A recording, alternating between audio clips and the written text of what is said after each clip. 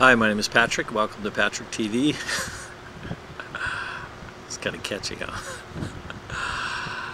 I'm not sure if you're new to my messages or if you've heard a number of them before, so I'm going to assume you haven't heard any of them.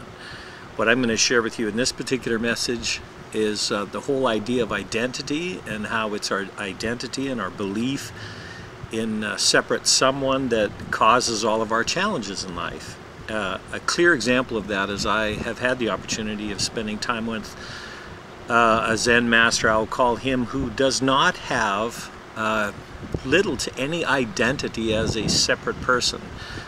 If you've heard stories of any of the wise spiritual teachers or sages or saints of past times, you'll hear that they had this incredible peace and this ability to not be affected by the challenges that were going on around them, and because of that they were able to be open and loving and connected with anyone and everyone that was in their life. And that's our natural state. That's the state that my Zen master Tanner has taught me by living from that.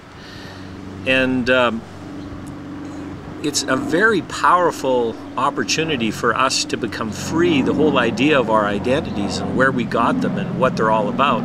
I believe that that's one of the fascinations that we all have for theater, stage, and movies. We all, to some degree, love drama. We love exploring and being fascinated by the different challenges and the wide range of experiences and emotions that these characters have. We love feeling for the characters.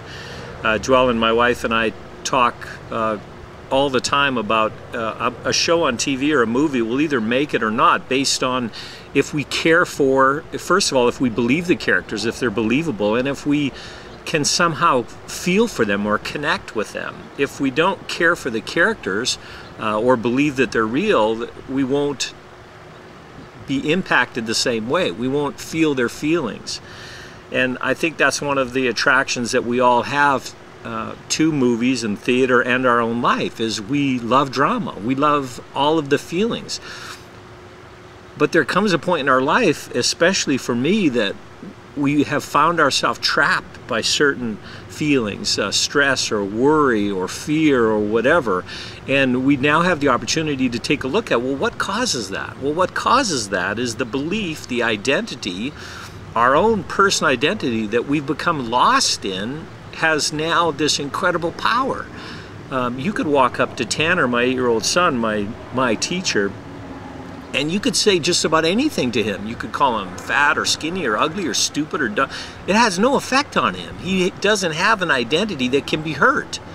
And let's take a look at I think a powerful illustration for that. Let's say that you were asked to play a part in a play. And so right now I'm going to give you a part and you're going to be on stage.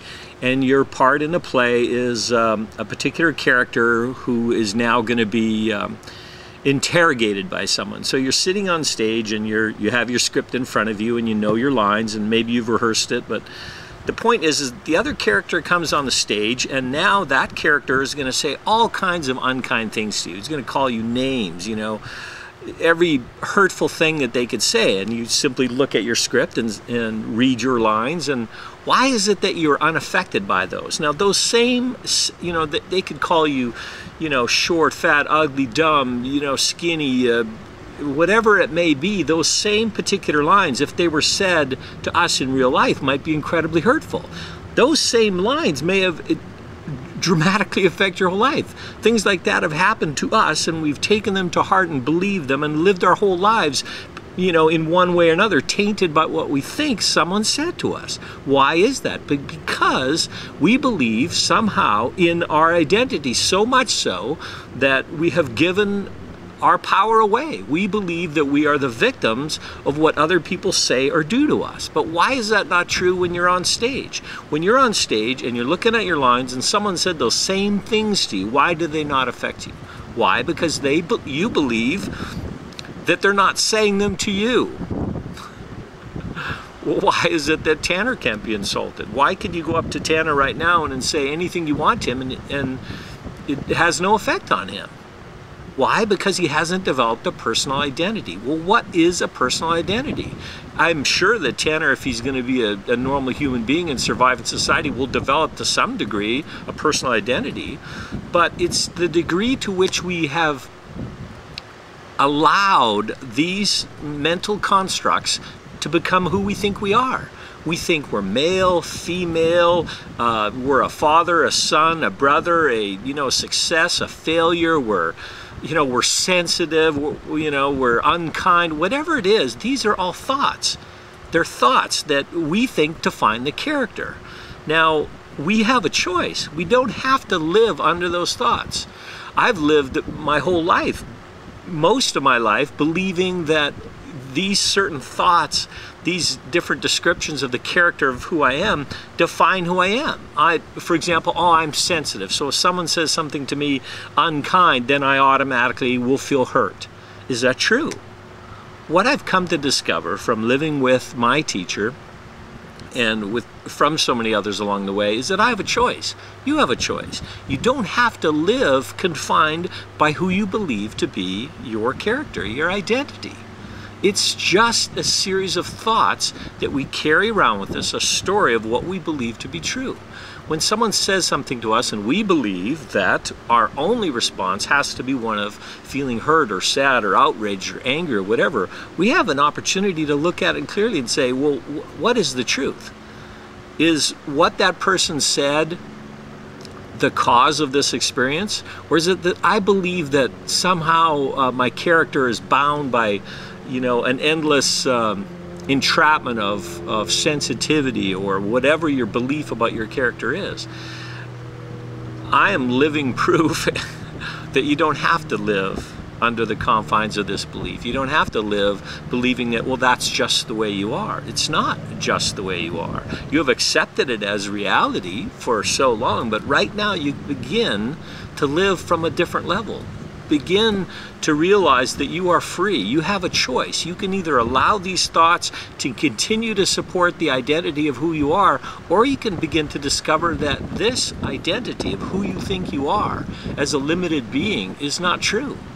It's an absolute lie. It's a drama, a character that we have created, from a very early age. But we don't have to live under the confines of this character. We can begin to become free. These messages and the videos that I'm creating and the material that I've been writing are all about understanding that who you are is not the character, not the false self, the egoic self that we've come to believe is true. What we are, in fact, is awareness, consciousness, infinite beings of light that have focused, for whatever reason, in this body. And look out through these eyes and believe we have this past and are concerned about this future. But who we are as infinite awareness is untouched by all of this. Just like Tanner and any other great master. And just like who you are at the core of your being. You don't have to live under the confines anymore. You can begin to discover your natural self, which is absolutely free of all of the things that we think affect us. If this is helpful, take it and allow yourself to discover the truth of your being and who you are. You don't have to live in lack and limitation anymore. This can be the first day and is the first day in the rest of your life. I hope that this was helpful. Follow your heart and open your mind and live free. Thanks for listening. I'll talk to you soon. Bye.